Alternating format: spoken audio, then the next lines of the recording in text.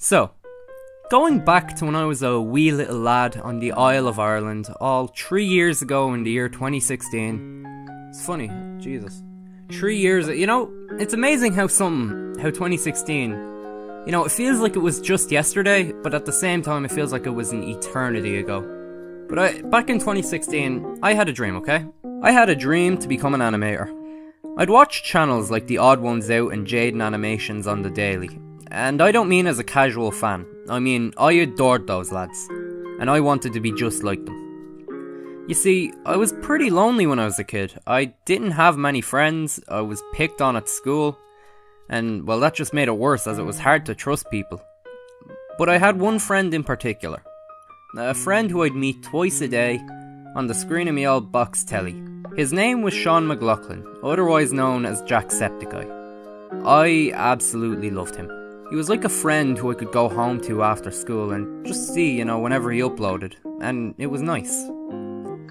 And so, I'd spend every day after school just at my desk drawing and watching Jack's videos. And as I got into the hang of sketching and doodling, with the smell of Sharpie lingering in my room, a certain remix came out, caught me by surprise honestly. And I fell in love with it. This was at a time when things were pretty good too. I'd finally graduated out of primary school, which at least at the time meant I wouldn't have to see a lot of the people who got to me anymore. And I had the whole summer ahead of me. Great Steve, why aren't your legs magnetic? Great Steve, well that's just perfect, isn't it? Great Steve, I hope you die in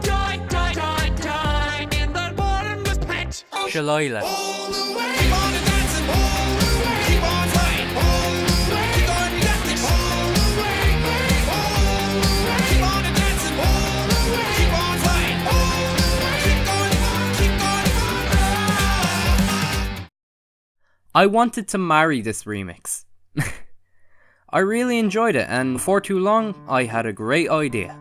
Why not make an animation for it? And so I did. I got out me materials and I just went for it. It was grueling. I felt like I was getting carpal tunnel from having to trace over each previous drawing, just with them out ever so slightly changed. But I knew it would pay off, so I kept going. Day in and day out, I pushed on and continued, frame by frame by frame. Around this time though, there was a small change to Jack's channel. The videos felt ever so slightly different. Not that they were worse or less enjoyable, just something felt a tiny bit off.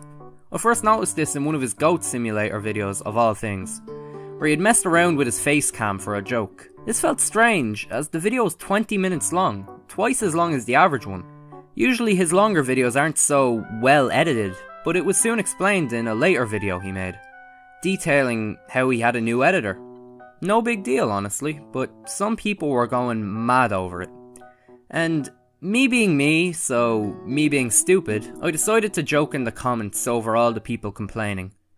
And I said something along the lines of, "Don't worry guys, I hacked Jack," following it up with an axe.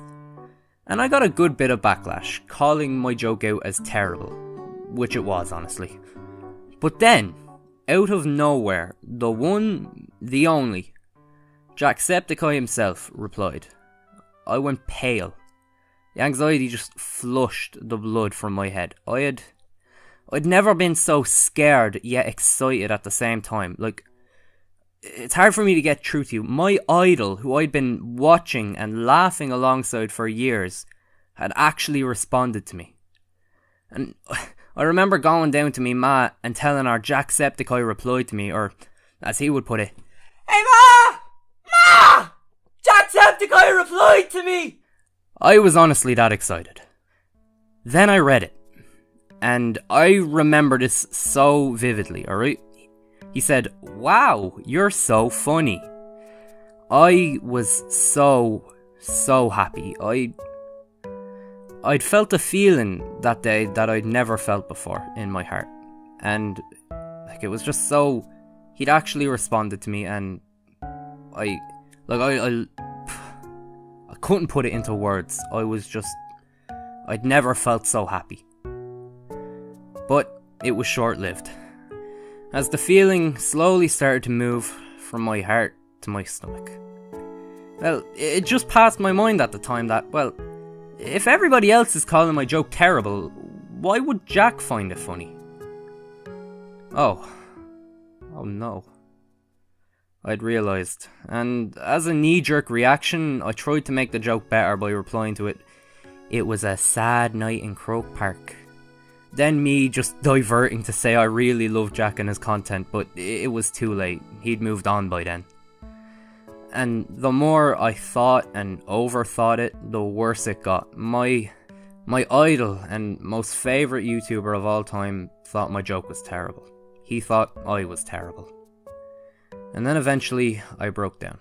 I had ruined his chances of just ever liking me, and he'd probably never see me again. I cried.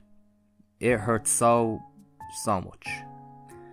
Now, of course, looking back, this was an extremely irrational way of thinking. But 2016 me, in the midst of my puberty, had rationality just tucked right in the back of my little brain. I was equally as upset as I was angry. I'd been working all this time to make an animation for Jack, my hero, just to be insulted, and in a fit of rage, I got all the frames I'd been working on and I just threw them out. If he thought so little of me, why should I be nice to him? This was only made worse by a family argument going on at the time. But after things had settled down, a couple of days later and my anger had mitigated, I wanted my frames back. They were gone. The bins had been collected the previous night and it hurt, but there was nothing I could do at that point. In some ways, I regret this. In others, not so much. You know, while it'd probably be more hard-hitting for me to say to you, "Oh, I regret this so bad," and this, honestly, was the worst mistake I've ever made. While it'd probably be a lot more hard-hitting for me to say that to you, it's just not true. Honestly, I'm kind of glad it happened. I think it's important now for people to have, you know, that moment where they're provoked by somebody who they look up to nonetheless. If it weren't for that happening, my channel would have been completely different today, assuming I still had one. I would have been completely different.